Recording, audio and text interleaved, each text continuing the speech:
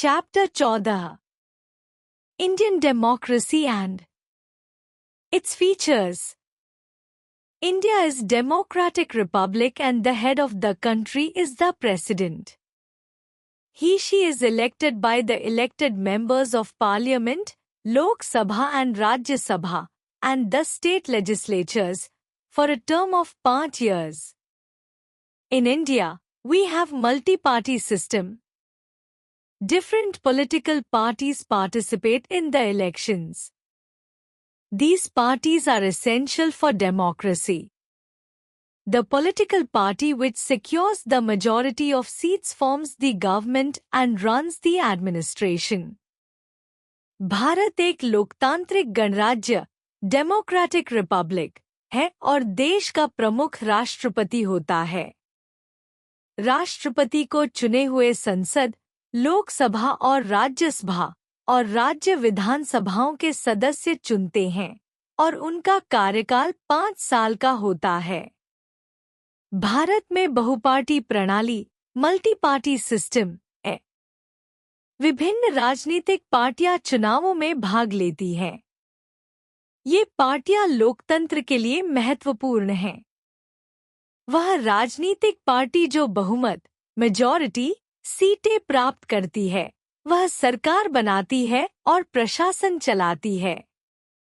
The opposition parties criticize the wrong policies of the government and do not allow it to become despotic. In a democratic country, the government is changed by the people if they wish so. Regular, periodic elections are yet another essential feature of democracies. The people can change it by peaceful methods, i.e., by voting for another party or set of politicians. If the elected government does not come up to the expectations of the people, electors can replace it for another one by voting it out of power. विपक्षी पार्टियां सरकार की गलत नीतियों की आलोचना करती हैं और उसे तानाशाही बनने से रोकती हैं। एक डेमोक्रेटिक कंट्री में अगर लोग चाहें तो सरकार को बदल सकते हैं। रेगुलर, पीरियोडिक इलेक्शंस भी लोकतंत्र का एक अहम हिस्सा है। लोग शांतिपूर्ण तरीके से, यानी किसी और पार्टी या नेताओं को वोट करके सरकार बदल सकते हैं। अगर चुनी हुई गवर्नमेंट लोगों की उम्मीदों पर खड़ी नहीं उतरती, तो इलेक्टर्स उसे पावर से बाहर कर सकते हैं और किसी दूसरी सरकार को वोट दे सकते हैं। The main features of Indian democracy are the principles of universal adult franchise, elections, public opinion, existence of political parties and special interest groups. These principles are different ways by which people participate in the process of government. भारतीय लोकतंत्र की मुख्य विशेषताएं हैं universal adult franchise, universal adult franchise, चुनाव, elections, public opinion, राजनीतिक पार्टियों का अस्तित्व, एग्जिस्टेंस ऑफ पॉलिटिकल पार्टीज और विशेष हित समूह, स्पेशल इंटरेस्ट ग्रुप्स। ये सभी सिद्धांत अलग अलग तरीकों से लोगों को सरकार के प्रक्रिया में भाग लेने का अवसर प्रदान करते हैं। Participation, universal adult franchise. India has opted for democratic system of government based on the principle of universal adult franchise. Being poor country with almost half of its total population categorized as illiterates, giving the right to vote to all adult persons was bold decision of the Constituent Assembly. Universal adult franchise, universal adult franchise. Bharat ने universal adult franchise के सिद्धांत पर आधारित एक लोकतांत्रिक सरकार प्रणाली को अपनाया है। एक गरीब देश होने के कारण, जहां आधी से ज्यादा जनसंख्या निरक्षर, इलिटरेट है, सभी वयस्कों को मतदान का अधिकार देना संविधान सभा का एक साहसी निर्णय था। Any Indian citizen who has completed the age of 18 years is eligible for voting. Article 325 of the Constitution lays down that no citizen of India will be deprived of the right to vote on grounds of religion, caste, race or sex. At present, approximately 81 crore citizens out of around 123 crore enjoy the right to vote. कोई भी भारतीय नागरिक जिसने 18 वर्ष की आयु पूरी कर ली है, वोट डालने के लिए योग्य होता है। संविधान के अनुच्छेद 325 के अनुसार भारत का कोई भी नागरिक धर्म, जाति, नस्ल या लिंग के आधार पर वोट देने के अधिकार से वंचित नहीं होगा। वर्तमान में लगभग 81 करोड़ नागरिकों को वोट देने का अधिकार प्राप्त है, जो कुल लगभग 123 करोड़ नागरिकों में से हैं। Importance of adult franchise in India. Adult franchise has made the people realize that the government is ultimately accountable to them. Every adult citizen is a partner in governing the country. The right to franchise ensures that people educate themselves about the election process. If the people are educated, then they can judge whether the government is a success or a failure. If they feel that the performance of the government is not up to their expectation, they can change the government by casting their votes in next elections in the favor of other candidates who, they feel, can do a better job. Adult franchise ने लोगों को यह समझने में मदद की है कि गवर्नमेंट अंततः उनके प्रति जिम्मेदार होती है। हर वयस्क नागरिक देश को चलाने में एक पार्टनर होता है। फ्रेंचाइज का अधिकार यह सुनिश्चित करता है कि लोग इलेक्शन प्रक्रिया के बारे में जानकारी प्राप्त करें। अगर लोग एजुकेटेड होते हैं, तो वे यह समझ सकते हैं कि गवर्नमेंट सफल है या असफल। अगर उन्हें लगता है कि सरकार का प्रदर्शन उनकी उम्मीदों पर खरा नहीं उतर रहा है, तो वे अगले इलेक्शंस में अपने वोट्स के माध्यम से गवर्नमेंट को बदल सकते हैं और उन कैंडिडेट्स को वोट दे सकते हैं जो उनके अनुसार बेटर काम कर सकते हैं। Despite these advantages of adult suffrage, there are still some hurdles in the way of proper use of these rights. In adult suffrage के फायदे के बावजूद कुछ हर्डल्स अभी भी हैं जो इन राइट्स का सही तरीके से उपयोग करने में रुकावट डालते हैं। The majority of people in India are poor and illiterate. The poor live from hand to mouth. As a result, they fall easy prey to corrupt practices. They sell their votes to dishonest and corrupt candidates in exchange for money. Most illiterate people have no knowledge about how a government works. They are not aware of their rights and duties. Bharat में अधिकांश लोग गरीब और निरक्षर हैं। गरीब लोग हाथों की पल्लू से जीते हैं। इसके परिणामस्वरूप वे भ्रष्ट प्रथाओं का शिकार हो जाते हैं। वे अपने वोटों को डिसऑनेस्ट और करप्ट उम्मीदवारों को पैसे के बदले बेच देते हैं। अधिकांश निरक्षर लोग यह नहीं जानते कि एक सरकार कैसे काम करती है। वे अपने अधिकारों और कर्तव्यों के बारे में जागरूक नहीं होते। If we want free and fair election, then the government should make efforts to improve the economic condition of the poor and raise standard of living. Literacy programs must be implemented with full vigor. The government and society as a whole should propagate secular ideas and promote the spirit of nationalism among the Indian people. However, in a system where caste and regional politics are the main ways of winning elections, such noble ideals may never be realized. अगर हमें स्वतंत्र और निष्पक्ष चुनाव चाहिए, तो सरकार को गरीबों की आर्थिक स्थिति को सुधारने और जीवन स्तर को ऊंचा करने के लिए प्रयास करना चाहिए। साक्षरता कार्यक्रमों को पूरी ताकत से लागू किया जाना चाहिए। सरकार और समाज को मिलकर धर्मनिरपेक्ष विचारों को फैलाना चाहिए और भारतीय लोगों में राष्ट्रीयता की भावना को बढ़ावा देना चाहिए। हालांकि एक ऐसे सिस्टम में जहां जाति और क्षेत्रीय राजनीति चुनाव जीतने के मुख्य तरीके हैं, ऐसे नोबल आइडियल्स शायद कभी साकार न हो सकें। Election is must for the survival of democracy. In fact, the election system is the soul of democracy.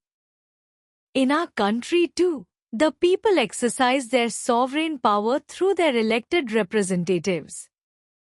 Elections to representative bodies like Parliament, the state legislatures and the local bodies are held periodically. चुनाव लोकतंत्र के survival के लिए जरूरी हैं। दरअसल, election system लोकतंत्र की सोल है। हमारे देश में भी लोग अपनी सॉवरेन पावर को चुने हुए रिप्रेजेंटेटिव्स के माध्यम से एक्सरसाइज करते हैं। इलेक्शंस टू रिप्रेजेंटेटिव बॉडीज जैसे पार्लियामेंट, स्टेट लेजिस्लेचर्स और लोकल बॉडीज समय समय पर होते हैं।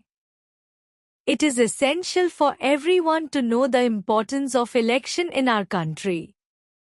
यह जरूरी है कि हर किसी को हमारे देश में इलेक्शन के महत्व को समझना चाहिए। It is through the elections that the people get the opportunity to express their will and elect the representatives of their choice. It is through elections that लोग अपनी इच्छा व्यक्त करने का मौका पाते हैं और अपने पसंदीदा रिप्रेजेंटेटिव्स को इलेक्ट करते हैं। Though election is the best method of bringing about change in the government and leadership. चुनाव सरकार और नेतृत्व में बदलाव लाने का सबसे अच्छा तरीका है। People effectively control the policies and decisions of the government through elections. लोग इलेक्शंस के माध्यम से गवर्नमेंट की पॉलिसीज और डिसीजंस को इफेक्टिवली कंट्रोल करते हैं। 4 people support a government which is formed by the representatives of the people. They consider such a government to be legitimate. लोग उस गवर्नमेंट का सपोर्ट करते हैं जो जनता के चुने हुए रिप्रेजेंटेटिव्स द्वारा बनाई जाती है। वे ऐसी गवर्नमेंट को लेजिटिमेट मानते हैं। 5. Elections provide opportunities to the people to criticize the government and to point out its weaknesses and failures. चुनाव लोगों को सरकार की आलोचना करने और उसकी कमजोरियों और असफलताओं को उजागर करने का मौका प्रदान करते हैं। Problems of Indian electoral system. There are many problems related to elections in India. Firstly, it is very costly affair. Secondly, the ruling party often misuses government machinery to win elections. Thirdly, the voter lists are not revised from time to time. Fourthly, there are frequent cases of violence and booth capturing during the elections. Fifthly, the political parties appeal to religion, caste, race and language considerations to secure votes. Thus, elections are fought on narrow considerations, which are against the norms of a democracy. Bharat में election से जुड़ी कई problems हैं।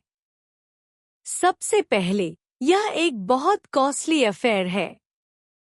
दूसरा, ruling party अक्सर government machinery का misuse करती है चुनाव जीतने के लिए। तीसरा, वोटर लिस्ट्स को समय समय पर रिवाइज नहीं किया जाता। चौथा, इलेक्शंस के दौरान हिंसा और बूथ कैप्चरिंग के फ्रीक्वेंट केसेस होते हैं। पांचवां, पॉलिटिकल पार्टीज वोट सिक्योर करने के लिए रिलीजन, कास्ट, रेस और लैंग्वेज जैसे इश्यूज पर अपील करती हैं। इस प्रकार इलेक्शंस नैरो कंसिडरेशंस पर लड़े जाते हैं जो डेमोक्रेसी के नॉर्म्स के खिलाफ हैं। Other ways of participation.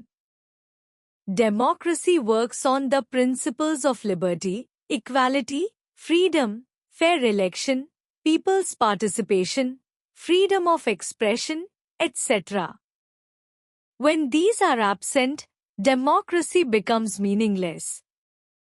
Democracy stresses the need to establish direct links between government and governed.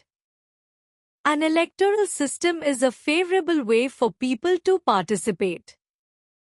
There are various other ways through which people take part in democracy, including dharnas, rallies, strikes, chakka jam, signature campaign, criticizing the policy of the ruling government, etc. Democracy, liberty, equality, freedom, fair election, people's participation, freedom of expression जैसे सिद्धांतों पर काम करती है। जब ये सिद्धांत अनुपस्थित होते हैं, तो लोकतंत्र मीनिंगलेस हो जाता है। डेमोक्रेसी यह महत्वपूर्ण मानती है कि गवर्नमेंट और गवर्न के बीच डायरेक्ट लिंक स्थापित किए जाएं। इलेक्टोरल सिस्टम लोगों के भाग लेने का एक फेवरेबल तरीका है। इसके अलावा कई और तरीके हैं जिनसे लोग डेमोक्रेसी में भाग ले सकते हैं, जैसे धरनास, रैलीज, स्ट्राइक्स, चक्का jam, signature campaign, ruling government की पॉलिसीज की आलोचना करना आदि। Public opinion. In a democratic country, people are responsible to run a government. No government in democratic country can stay in power for long if it ignores public opinion. Even despots and military dictators cannot continue to rule for long time ignoring public opinion. The government of a country must have the support of the people, i.e., public opinion. In democratic country लोग government चलाने के लिए जिम्मेदार होते हैं। कोई भी government एक डेमोक्रेटिक कंट्री में लंबे समय तक सत्ता में नहीं रह सकती अगर वह पब्लिक ओपिनियन की अनदेखी करती है। यहाँ तक कि डेस्पोट्स और मिलिट्री डिक्टेटर्स भी लॉन्ग टाइम तक पब्लिक ओपिनियन की अनदेखी करते हुए शासन नहीं कर सकते। A government of a country must have the support of the people, यानी public opinion का समर्थन होना चाहिए। In simple words, public opinion means the will of the people or the opinion of people at large on questions of public welfare. साधारण शब्दों में public opinion का मतलब है लोगों की इच्छा या जनता की राय जो public welfare के सवालों पर होती है। Agencies for formulating public opinion. For the success of democracy, the public must be enlightened and well-informed. There are some agencies which help in the formulation and expression of true public opinion.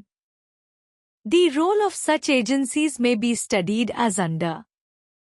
Democracy की success के लिए public को enlightened और well-informed होना चाहिए। कुछ agencies हैं जो ट्रू पब्लिक ओपिनियन को फॉर्म्युलेट और एक्सप्रेस करने में मदद करती हैं। The role of such agencies को इस प्रकार स्टडी किया जा सकता है। Press plays most significant role in the formulation of public opinion. Press includes newspapers, journals and magazines. The newspapers publish news and also express their views in their editorials on important matters. The people read these views which mold their opinion. Press public opinion को form करने में सबसे महत्वपूर्ण भूमिका निभाती है। Press में newspapers, journals और मैगजीन्स शामिल हैं। न्यूज़पेपर्स खबरें प्रकाशित करते हैं और साथ ही महत्वपूर्ण मुद्दों पर अपने विचार अपने एडिटोरियल्स में व्यक्त करते हैं। लोग इन विचारों को पढ़ते हैं जो उनकी ओपिनियन को मोल्ड करते हैं। 2. Public meetings. The public meetings also help in molding public opinion. The political parties hold public meetings and listen to the grievances of people and place their ideas to solve it. They put before them the problems of the country and suggest ways of solving them. people come to know about the views of various parties. Public meetings भी public opinion को mould करने में मदद करती हैं। Political parties public meetings आयोजित करती हैं, जहां वे लोगों की शिकायतें सुनती हैं और उन्हें हल करने के लिए अपने विचार प्रस्तुत करती हैं। वे देश की समस्याओं को सामने लाती हैं और उनका समाधान सुझाती हैं। लोग विभिन्न पार्टियों के विचारों के बारे में जान पाते हैं। 3. Radio and television. In modern times, radio and television also help in broadcasting public opinion. People have the opportunity to know the views of political leaders, scientists, scholars and social reformers. Political parties also propagate their views through radio and television. Today, people can see live TV broadcasts of proceedings of the Lok Sabha and Rajya Sabha. Thus, the media helps in forming public opinion. Radio and television. Modern times में radio और television भी public opinion को broadcast करने में मदद करते हैं। लोग पॉलिटिकल लीडर्स, साइंटिस्ट्स, स्कॉलर्स और सोशल रिफॉर्मर्स के विचार जानने का मौका पाते हैं। पॉलिटिकल पार्टीज भी रेडियो और टेलीविजन के माध्यम से अपने विचार फैलाती हैं। आजकल लोग लोकसभा और राज्यसभा की प्रोसीडिंग्स के लाइव टीवी ब्रॉडकास्ट देख सकते हैं। इस तरह मीडिया पब्लिक ओपिनियन को फॉर्म करने में मदद करती है। 4. Other associations, social and economic associations and pressure groups also influence the formation of public opinion. People become the members of various associations to fulfill their needs. They are required to follow their programs and policies. These also contribute to the formation of public opinion. Other associations, social और economic associations और pressure groups भी public opinion के निर्माण में influence करते हैं। लोग अपनी ज़रूरतों को पूरा करने के लिए विभिन्न एसोसिएशंस के सदस्य बनते हैं। उन्हें उनके प्रोग्राम्स और पॉलिसीज का पालन करना पड़ता है। ये भी पब्लिक ओपिनियन के निर्माण में योगदान करते हैं। Obstacles in the formation of sound public opinion in India. There are many obstacles in the formation of healthy and sound public opinion in India. Bharat में स्वस्थ और सही पब्लिक ओपिनियन के निर्माण में कई रुकावटें हैं। Poverty. Most of the people in India are poor. Poverty is a great hindrance to the formation of public opinion. गरीबी, पावर्टी भारत में अधिकांश लोग गरीब हैं। गरीबी पब्लिक ओपिनियन के निर्माण में बड़ी रुकावट है। 2. Illiteracy and ignorance. About 35% people are illiterate in India. Illiteracy is another obstacle in the formulation of healthy public opinion. Illiteracy breeds ignorance. निरक्षरता और अज्ञानता, इलिटरेसी एंड इग्नोरेंस भारत में लगभग 35% लोग निरक्षर हैं। निरक्षरता पब्लिक ओपिनियन के स्वस्थ निर्माण में एक और रुकावट है। निरक्षरता अज्ञानता को जन्म देती है। 3. Press not impartial. The press in India is, by and large, partial. It does not help much in the formation of sound public opinion. पत्रकारिता का पक्षपाती होना, प्रेस नॉट इम्पार्शियल भारत में प्रेस सामान्यतः पक्षपाती है। यह सही पब्लिक ओपिनियन के निर्माण में ज्यादा मदद नहीं करती है। 4. Defects in party system. In India, many political parties are organized on the basis of religion, caste, language or region. If these parties form government, then they will work with vested interest. The wrong bases of political parties are a great block on the formation of sound public opinion. Party system में दोष, defects in party system. Bharat में कई राजनीतिक पार्टियां धर्म, जाति, भाषा या क्षेत्र के आधार पर व्यवस्थित होती हैं। अगर ये पार्टियां सरकार बनाती हैं, तो वे स्वार्थी तरीके से काम करती हैं। राजनीतिक पार्टियों के गलत आधार पब्लिक ओपिनियन के निर्माण में बड़ी रुकावट हैं। We, people are indifferent to political activities. Generally, people prefer not to take active part in political activities. About 40% people do not cast their votes in elections. As a result, the corrupt people are elected. लोग राजनीतिक गतिविधियों के प्रति उदासीन हैं। People are indifferent to political activities. सामान्यतः लोग राजनीतिक गतिविधियों में सक्रिय भाग नहीं लेते। लगभग 40% लोग चुनावों में अपना वोट नहीं डालते। इसका परिणाम यह होता है कि भ्रष्ट लोग चुनावों में चुन लिए जाते हैं। 6. Conservative outlook of the people. Most people in India are conservative in their outlook. They still believe in superstitions, outdated beliefs and obsolete practices. They take only little interest in progressive ideas. Under such conditions, healthy public opinion cannot develop. लोगों का परंपरावादी दृष्टिकोण, conservative outlook of the people. Bharat में अधिकांश लोग परंपरावादी होते हैं। वे अभी भी अंधविश्वास, पुराने विश्वासों और ऑब्सोलीट प्रथाओं में विश्वास करते हैं। उन्हें प्रगति की सोच में कम रुचि होती है। ऐसे हालात में स्वस्थ पब्लिक ओपिनियन का विकास नहीं हो सकता। 7. Regionalism. Most people think only of their regional interests.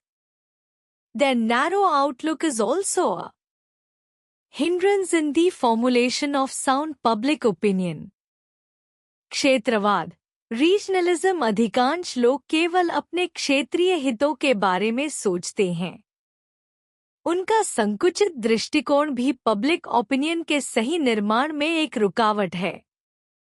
Healthy and sound public opinion is only possible if the government and society take effective measures to remove these obstacles. स्वस्थ और सही public opinion तभी संभव है जब सरकार और समाज इन रुकावटों को दूर करने के लिए प्रभावी उपाय करें। Equality and justice. There are different types of cultures in our country. The people of various castes and religions live here. There are thousands of castes and subcastes. Some castes enjoy higher status in society and consider other castes to be below them. Untouchability still persists in many parts of the country. हमारे देश में विभिन्न प्रकार की संस्कृतियां हैं। यहाँ विभिन्न जातियों और धर्मों के लोग रहते हैं। यहाँ हजारों जातियां और उपजातियां हैं। कुछ जातियां समाज में उच्च स्थान का आनंद लेती हैं और अन्य जातियों को अपने से नीचे मानती हैं। अछूतता, अनटचेबिलिटी, अभी भी देश के कई हिस्सों में मौजूद है। The position of women is not as par with men. Moreover, child marriage, beggary, dowry, communalism and different types of economic exploitations are still present in different forms. What is needed today is active and meaningful participation on the part of every Indian to fight against these evils. Thus, we can say justice and equality are possible only if everyone in society is treated equally. The position of women is not on par with men. इसके अलावा child marriage, beggary, dowry, communalism और विभिन्न प्रकार के economic एक्सप्लॉटेशंस अभी भी विभिन्न रूपों में मौजूद हैं। आज जो सबसे जरूरी है वह है हर भारतीय का एक्टिव और मीनिंगफुल पार्टिसिपेशन इन बुराइयों से लड़ने के लिए। इस प्रकार हम कह सकते हैं कि जस्टिस और इक्वालिटी तभी पॉसिबल हैं जब सोसाइटी में हर किसी को समान रूप से ट्रीट किया जाए।